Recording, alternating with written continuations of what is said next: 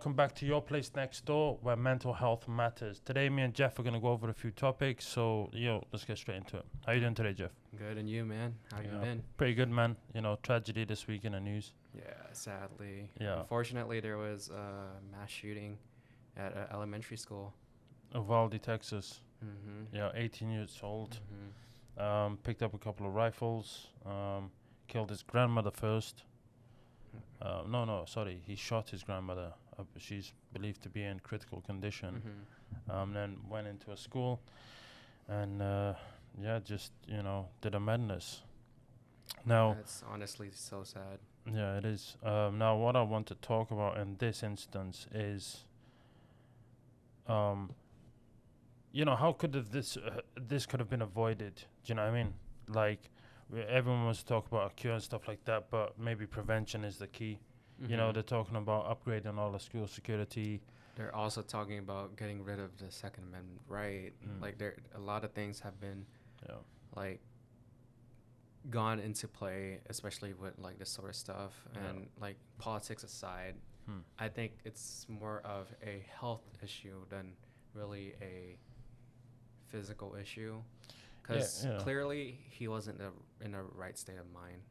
So I feel like if we had diagnosed earlier signs or got him the help he really needed, this could have been prevented.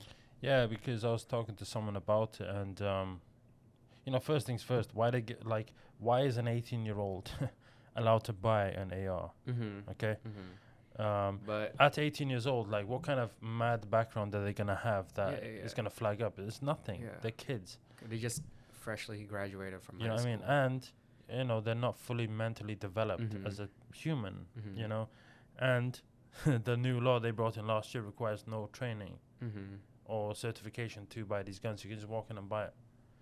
And I was speaking to another one of my friends, and he was saying that if you go into a store, okay, like for example, you have a gun store, I come to you face to face and I want to purchase a gun, you can kind of judge me, okay, as the store owner or whoever. Yeah. And you can maybe think, okay, there's something off with this guy. Like, let me just make up something to not give him the gun. Mm-hmm.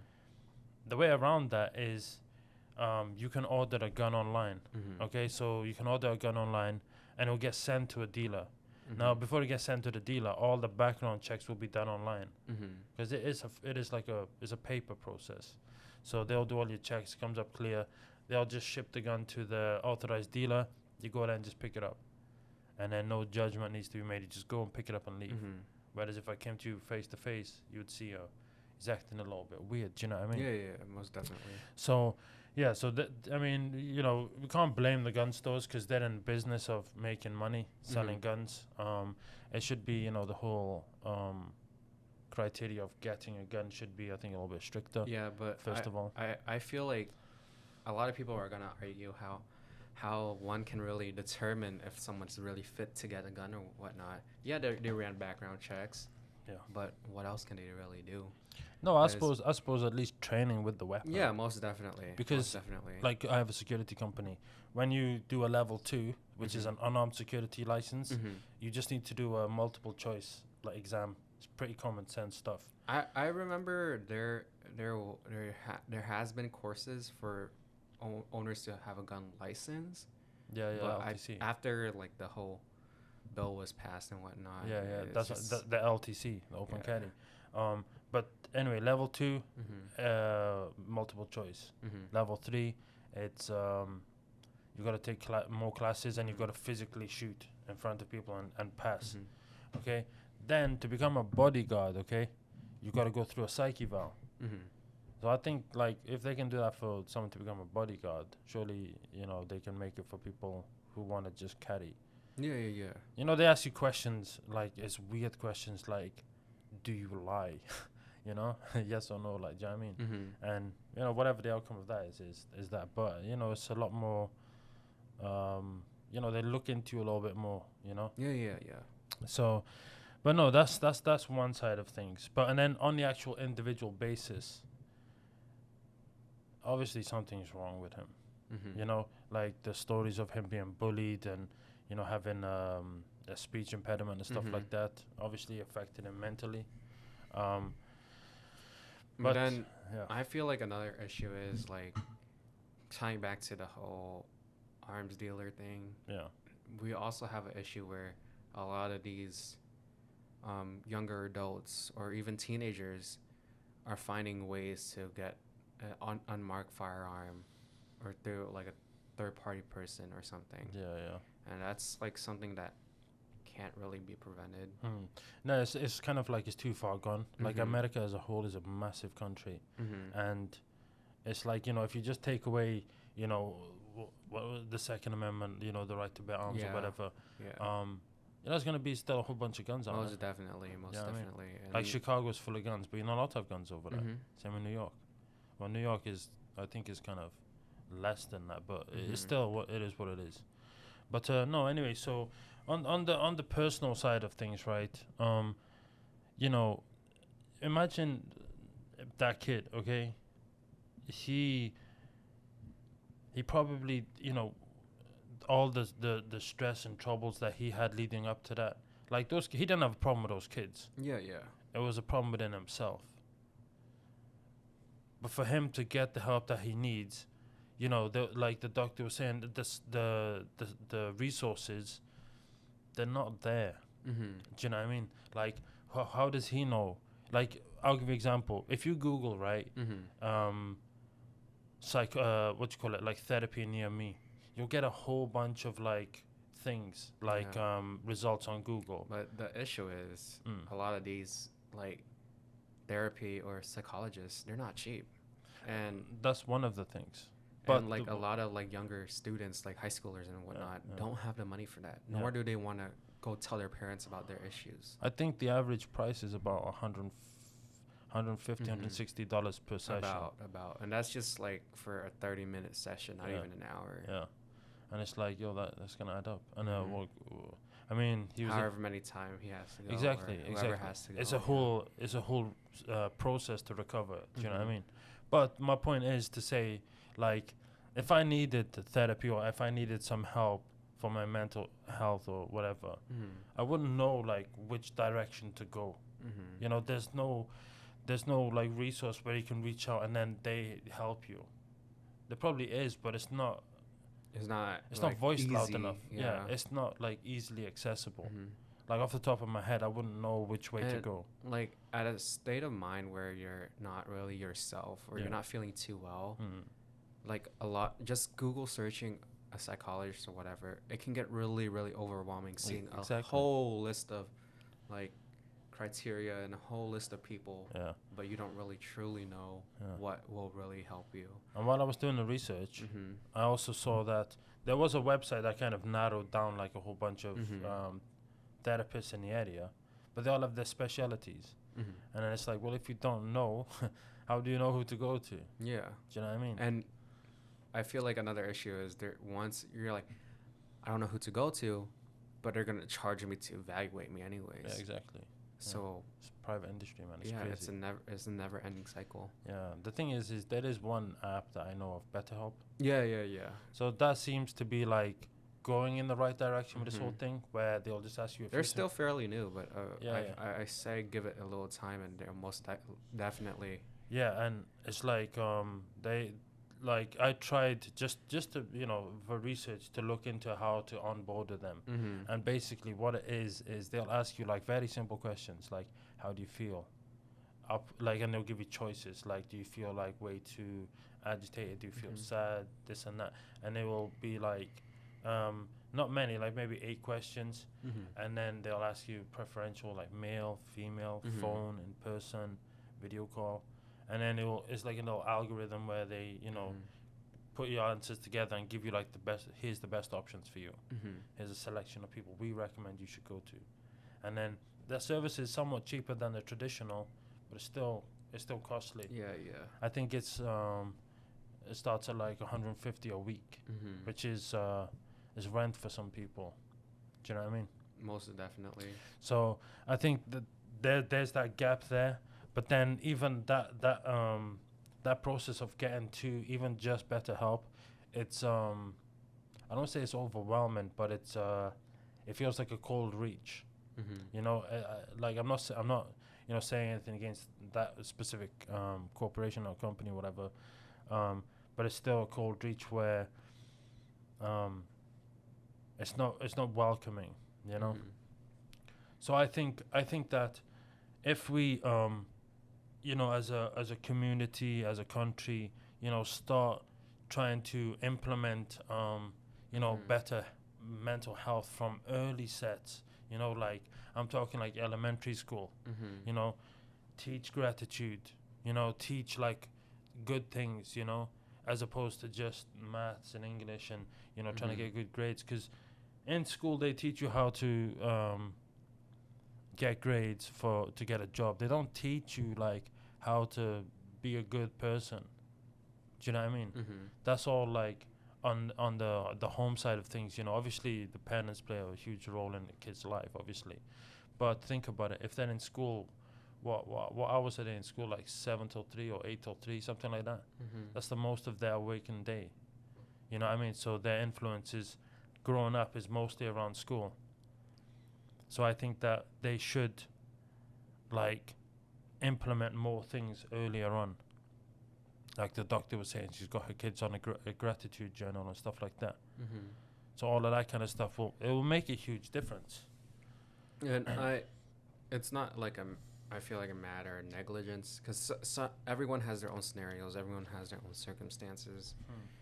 But I feel like if we are able to identify these signs a little earlier, especially in a young adult or an adolescence, like it would have truly helped them. But let me give you one more example what I do not like about schools. Mm-hmm. Right, when I was in school, Mm-hmm. my business teacher, okay, business studies, she's teaching you how to run a company and do a business, this and that, and it's like, Mm-hmm. how are you teaching me how to run a business when you're sat here teaching a class? Mm-hmm. You're a teacher. You're not a businesswoman or businessman. Mm-hmm. Do you know what I mean? It's all textbook stuff. It's not real life stuff. Like I said the same thing to my my older brother like a while ago. Was you make your $20,000, $30,000 a year as a teacher. Mm-hmm. Why am I gonna listen to you? Like, not in an ignorant sense, but it's like you are a teacher. That's what you do. I'm not knocking that. You know what I'm saying? That's their profession. Do you know what I mean? That's what they do. Mm-hmm. But I don't want to be a teacher. I don't want to, do what you do. So why am I going to listen to you? Do you know what I mean? You're not. Everyone's different, obviously. But do you get what I'm saying? Like that, you're not a businesswoman. So why are you teaching me about business? Mm-hmm. Do you know what I mean? And I think that's one of the biggest problems as well. Is it's all done by the book, by the like squared kind of It's thing. very scripted. That's the thing. Exactly. With a lot of programs nowadays.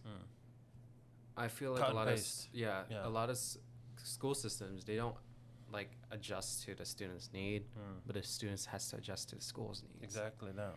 And like I feel like a lot of standardized tests aren't really fair to a lot of students, as well as like just the whole school board itself. Because up until high school, students don't have the luxury of like getting to choose what program or classes they want to do. But even then, it's really, really like monitored. Because in high school and even in college now, they require you to have prereqs and all that stuff. Yeah. But they force the prereqs. A lot of these students don't even want to learn about. A lot of these students aren't even passionate about. And if you see like other countries and whatnot, the moment a student graduates high school, they go straight into their specialties. Mm-hmm. So like a student from, let's say, Korea or Vietnam or like just South America, the moment they graduate high school, they can go straight into medical school. Mm-hmm. Just through like just taking an exam, making sure they're ready and whatnot, and then they can just go straight into specialties. Mm-hmm. Versus the U.S. education system. I'm not saying it's bad or anything, but they force you to take all these prereqs like history, take math classes. Yeah, some of these classes might help you in your graduate studies, but is it truly necessary on helping you succeed in life, or truly necessary for you to carry on? Yeah. Because do you really need to know, like, how to find the area of a square or triangle or something for, like, your business nowadays? You don't even use 3/4 of the stuff you learn like in high school, and everything we learn nowadays we had no idea about back in high school. Literally. Up into college, like even late college, I didn't know how to file my own taxes until recently, because the education system like focuses way too much on the non like the aspects where it doesn't correlate with life. And I heard from a lot of my friends who are like doing pre-law or like going through pre-med or going through law school and whatnot, or like some of the stuff they learned in school doesn't even portray in the real world. Like, because one, a lot of the information that's taught in schools are not only dated but reused. Oh, hello. And the type of like content they release in the school is more than often bought off by a company. And these companies are like, hey, use my textbooks, use my information, you get a cut of this like percentage. But is that method really the right method for students to actually learn and engage? That's the one thing from my school that I liked back when I was going through high school and whatnot, was there was extracurricular activities that were promoted. Like there was funding for 3D printing machines, little like areas for kids to like explore their like creative side. And that really helped the kids get engaged not only with the teacher at a personal level, but helped them explore what they truly wanted to do, but still try to tie back to the school system. We had this thing called project-based learning, PBLs. So at the beginning of the year, each student would pick a project that they want to do, and throughout the course of time, especially like their freshman year or sophomore year, they would gather the information, materials, and everything they need to do to make this project like happen. But at the same time, they got a grade for it. Not only does it help the student become more engaged, but it also helps spark the interest of like wanting to pursue a higher education, as well as like pursue a different path instead of just being all textbook all the time. So what do you think is the solution for that? Honestly, the solution for anything is like voting, having our voices heard. But the issue is, I don't know. I don't think so, because that's like, it's always like, I'll give you an example. One of my sites, it's a residential area, and the community had to vote whether they wanted security or not. Right, and it was like it wasn't a landslide. It was a slight majority. So it's probably like 54% that voted for security. So we got the contract. But the 46% that don't want it, they still don't want it. You know, like they didn't want it then, they don't want it now, and they give the guards a hard time. Oh, we don't want you here. This and that. So it's like voting. I think it's divisive. I honestly feel like another way for like things to really work is through tests. Coming from like a STEM background and coming from like me wanting to like have statistical analysis on everything, I feel like the only way for us to truly make this happen is for us to have numbers speak for itself. Because if we have a school system with students who are forced to learn a certain degree, compare the graduation rates to a student who are willing to do what they want to do, I don't think it comes down to a statistics thing. I think it comes down to more of all right, think of it this way, right? How much does a teacher earn here? Like 35,000, 30,000? No, I think a bit more, around like 50, 60K a year. I don't think it's that much. From my knowledge, like that's like elementary. Elementary, yeah, around 50, 60. Depends on which subject, but that's I think it's a little bit less. I think it's closer to the 40 mark. Like I think it's close to the 40 mark, but we'll look into that. Yeah, we'll look into But my that. point to say is like most, like especially these days, everyone's very capitalist driven. You know, money driven, yeah, material driven, right? So think of it as you're a teacher, right? And you've been teaching for say 10 years, and in that 10 years you've been doing the same thing. It's going to change, obviously, different students and stuff like that. But you know, the like let's just take it down to one teacher, right? Where you know they go on their holidays once a year or whatever. They work for the rest of the year. They got a one house. They've got their cars. You know, they've got this debt, and they work to pay off the debt, and it's like that cycle. It's the average American. You know, like they carry a bunch of debt, and you know they just work to pay off the debt. Now, not like I've seen plenty of videos where the teachers are very, I don't want to say depressed, but it's like they're not very interested. Okay, now imagine if you're paying teachers like 150,000 a year. I'm sure that'll give them a little spring in their step. Do you know what I mean? Give them a bit more drive to work harder, because I've seen in my own employees, you know, the ones who are at like the base level, they do what they need to do and that's it. You know, they like I see some employees that go the extra mile, and they were like, and you can see them like, you know, one of my guys been working with me for like 8 months, 9 months, and he's really developing and he's coming up and he's, you know, he's on top of stuff. Whereas there's other people that has worked for the same time and they're very static, you know, they're always in financial trouble, they're always like having some issues, but they're both doing the same thing, and they take it differently, you know. So like one's static, one's like you're progressing. Same, they started the same way. So the teachers, they have a very you know, very normal job. Not everyone is passionate about what they do. Some people just think, oh, it's a safe route to play. You know, I can come in and I can get a government job, you know, through the school and get these benefits and my retirement and all that stuff, and I just got to get through it. But I also feel like a lot of teachers, from the teachers I've spoken to, they had other pathways they wanted to do, but it's just because they didn't succeed. Their Just last like the resort fallback. was their And that's the last thing. resort was teaching. You can imagine that being true because of the pay rate. Like to become a teacher, it's not easy, but it's not hard. Like you don't have to go through 8 years of school or 10 years of school, like extra school, like college. You know what I mean? Like to become a lawyer or a doctor, it's not the same thing.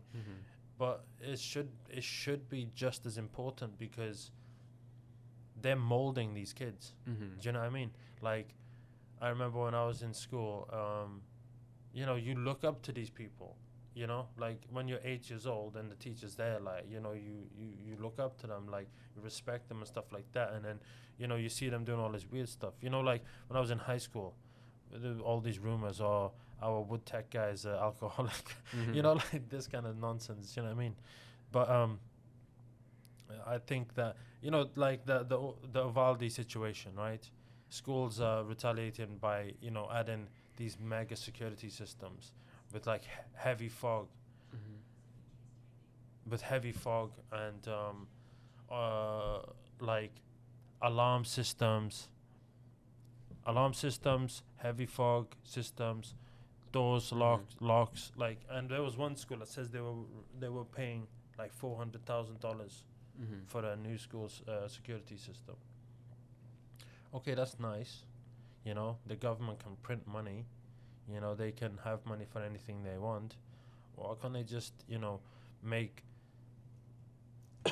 why can't they make the level of quality of teacher a little bit better? You know, because if someone is earning like $150,000 a year, they'll do that extra stuff. Do you know what I mean? They'll come in and, you know, they'll put a bit more effort into it. If you make the process to become a teacher, you know, a little bit more rigorous, you know, make them feel like you got to really work to get to that position because it's a well-paid position. They'll, you know, you'll get a better quality person. You know, it's the same with anything. You know, you pay more, you get better. Like if you get a $10 car, you get a $10 car. If you get a $100,000 car, you get what you get. Yeah, Do you know what I mean? and like that's a great way to look at things too. Because if If a teacher, they get paid more, but they're still doing the same work, you should just let the person go, right? I mean, yeah, but I would suggest that there would be like, to get to that position of being a teacher, you'd have to go through like, you know, how to evaluate a kid. You know what I mean? Like if you see a kid and they're always in a corner alone, how to help them. Like that added layer of, because a teacher is almost like it's like a multiple like role position. It's like you got to kind of be like obviously like I'm from the UK. I don't know about American elementary. So do you have one teacher every day or do you have multiple teachers every day? So it depends on what classes you have, what subjects you have. So each subject you have a different teacher. But elementary. Yeah, elementary as well. Okay. There's some cases where a teacher would teach like the same subjects every like day. Yeah. But there's like some cases where you have like about 2, maybe tops 3 teachers in the elementary school where they teach slightly different subjects. In the UK, when you're in like the elementary years, all the way up till high school, you have one teacher for the year. So it's like you really connect with that one person. I think that's better because it works both ways. You know the teacher and they know you. So if you start acting off, they'll be like, something's up with him. Do you know what I mean? Whereas if it's constantly switching, there's no real connection. Do you know what I mean? And I think that's a huge thing in itself. But yeah, like I'm not saying that the training for teachers is bad and stuff like that, and I'm not saying they're to blame, but at the base level, that should be addressed. And like tying back to what you said, like each teacher being on a personal level, but going to like a more higher level education, like high school or something. Like you said, there isn't that personal connection, but I feel like the teachers also can't identify 1 or 2 students because they have so many students. Because they teach 1 in class out of the 6 they have to manage. Yeah. So I feel like not only just paying teachers a little bit more, but also giving them a teacher aide or teacher assistant. Oh yeah, of course. It would most definitely help. If the teacher doesn't catch the student like being a certain way, the teacher assistants most likely will. Not saying it's like 100% foolproof, like plan, but it's a backup. Yeah. And there's always a backup to everything. If they could spend money on the security system, they can spend money on hiring teacher assistants and whatnot. Yeah. Like they have the budgets, Yeah, and at the end of the day, like you gotta also remember this. Students come to school wanting to feel safe. They want to feel like school itself. When I was back in high school, back in elementary and whatnot, it already felt like a prison. You're in there like 8 hours a day, no sunlight. You can't go anywhere. It's just like a wall to wall to wall. So you get lucky to even have a classroom with a window sometimes, and it already felt like a prison because everyone just had one direction, one line. The line go to the other way. Just go to a room, and that was it. If you add this extra security system in there, right? Like each student's gonna be like, no. It's gonna make them feel even worse about themselves. Exactly. Like you don't wanna know what they were showing. Is that, say for example, this is the classroom, right? That's the door there. They had this red line that goes from that wall diagonally to here, right? And if the alarm goes off, right, the door locks automatically, and then all the students are trained to huddle in a corner. Yeah, but to flip their tables to the side, grab a book, and sit in a corner with a book in front of their heads. What kind of nonsense is that? That's crazy. Like, see in the UK, right? Once in the 90s, there was a school shooting. It was in Dunblane. After that, they completely banned all guns in the country. Like, you know how rare of occasion it is to see a gun. Like, only the SWAT version of the police over there have MP5s. Nobody has handguns. Like, you don't see guns. If you see a gun, you're deep in the underworld, like proper deep, and you're paying silly money for it. And if you get caught with it, you get a hefty sentence. Like, even if it's just in your possession, it's like 15 years, you know?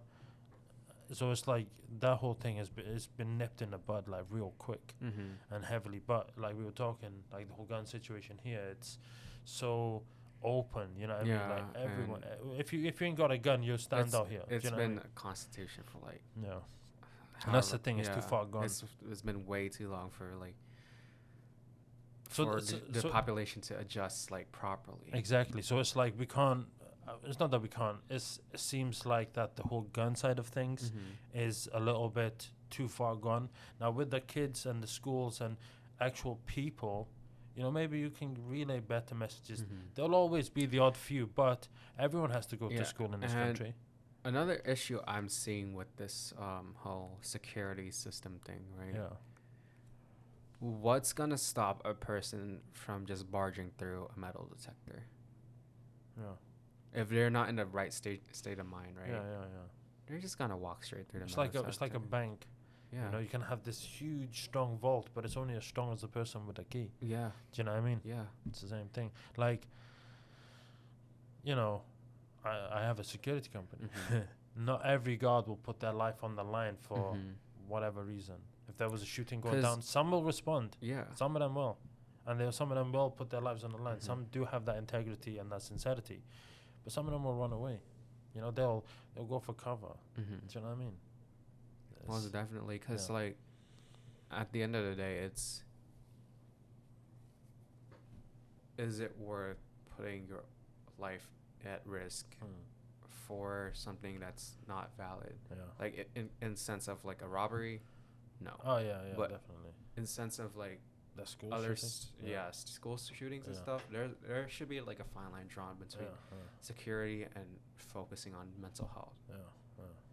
And I feel like they're focusing way too much on the security aspect because time after time after time after time, all of these school shootings, all the reports linked to one thing: the person who was involved was not stable.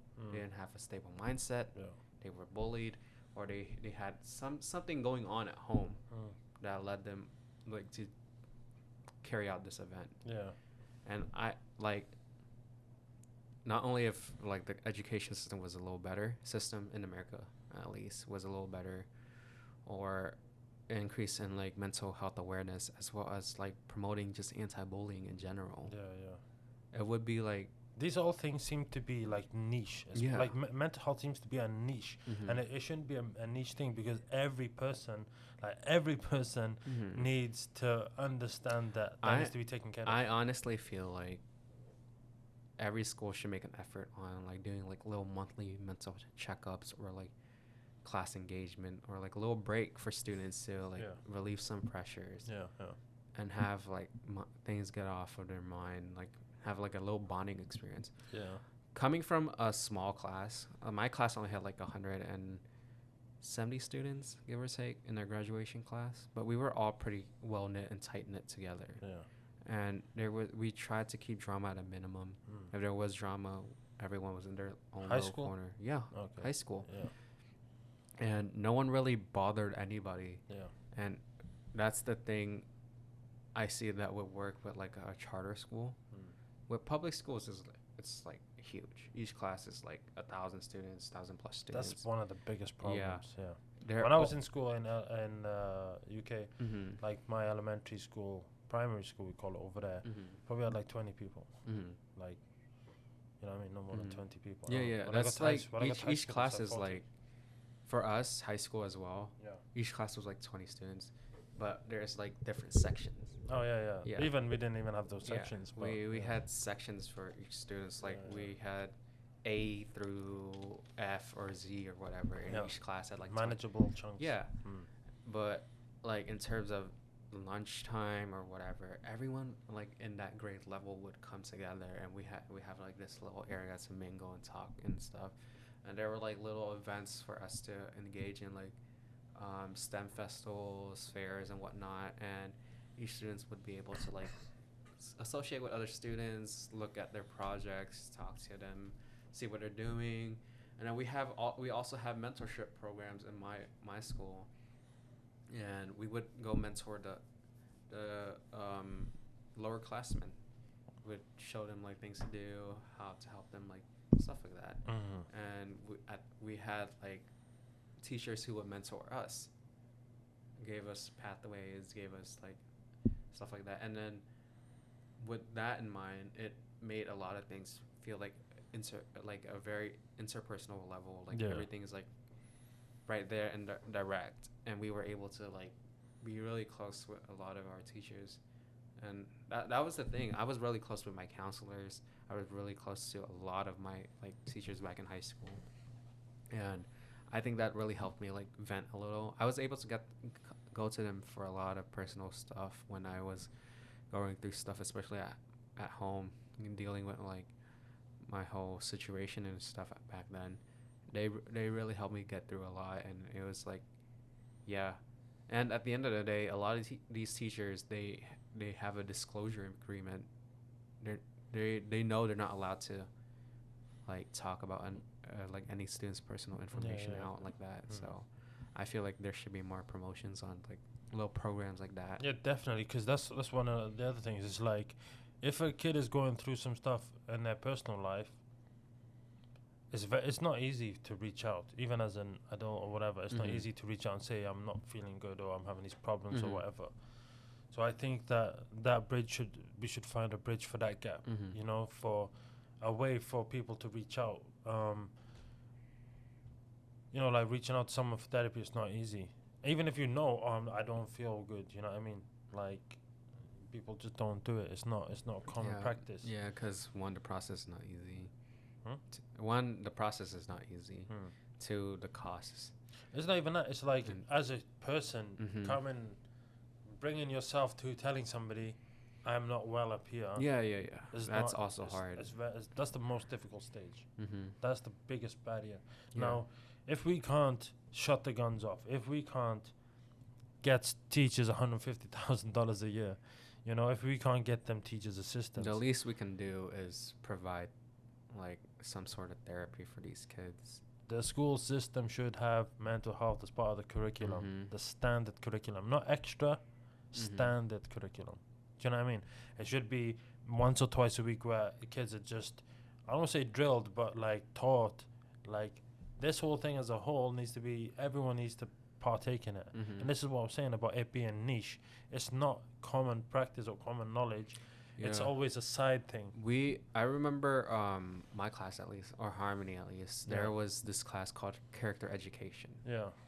It was a low course teaching us about moral development and like just how to like associate with another person, building empathy, sympathy, and stuff like that. Yeah. It worked for a while, but they just stopped having that class completely. Why?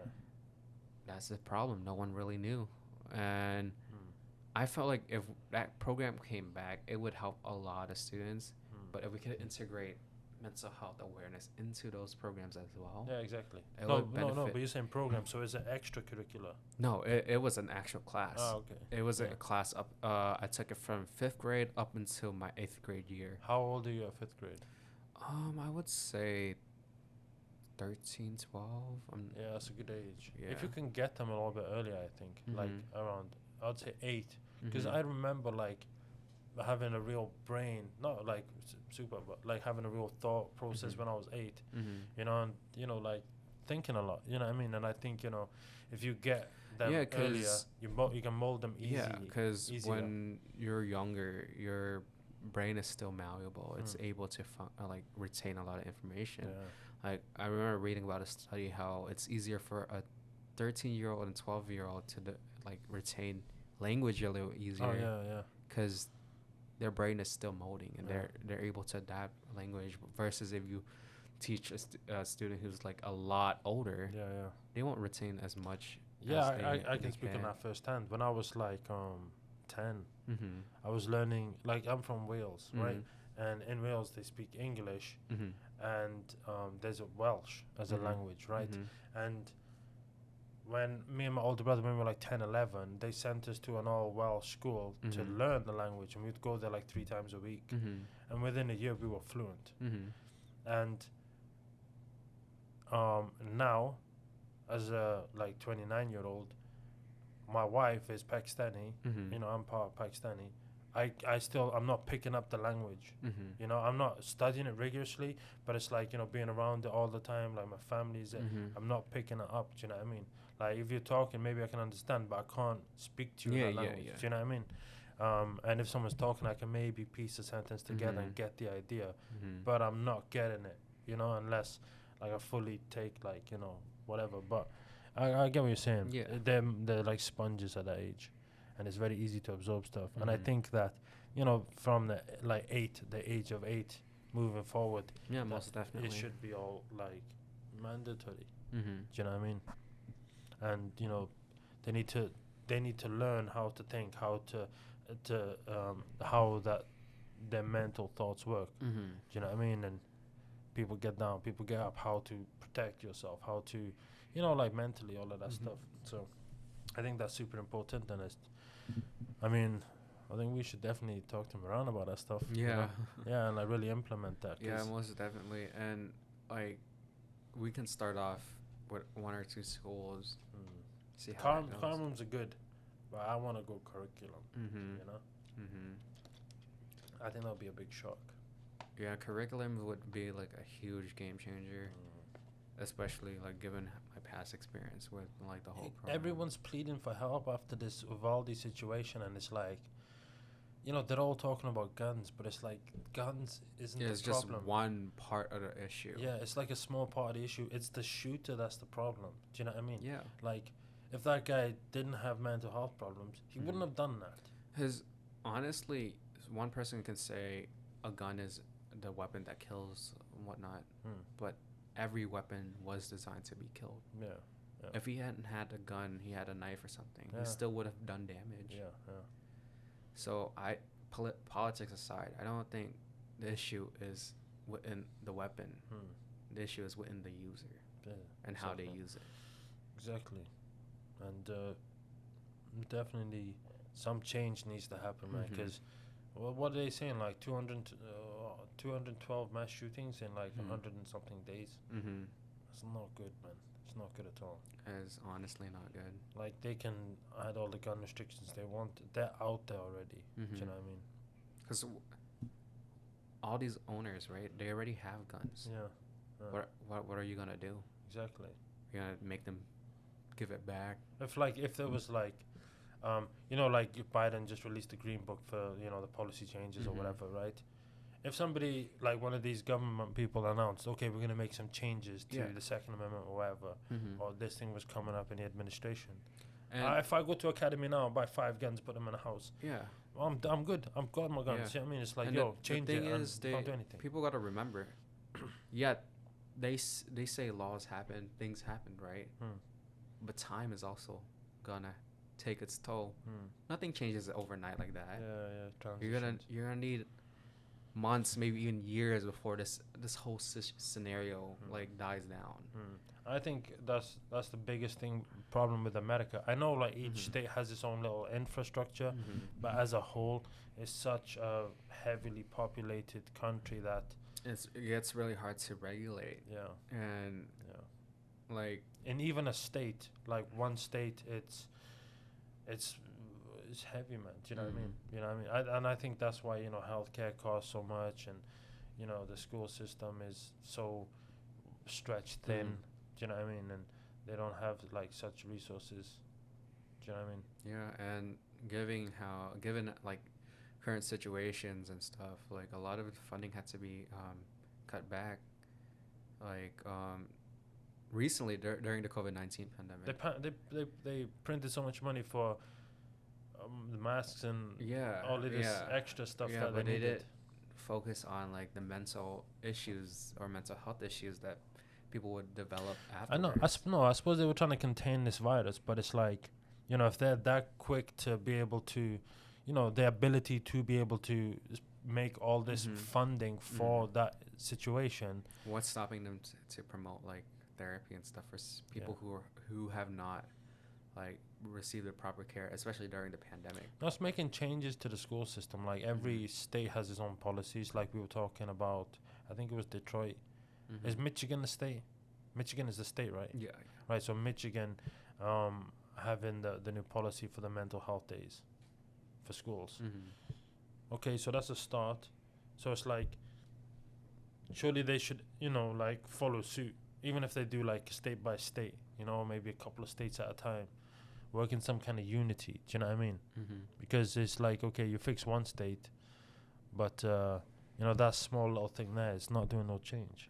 For that little school district that pushed that through or whatever, maybe that's good for them. But that's what I'm saying. It's a huge, like, I can't even imagine how many schools are in Houston.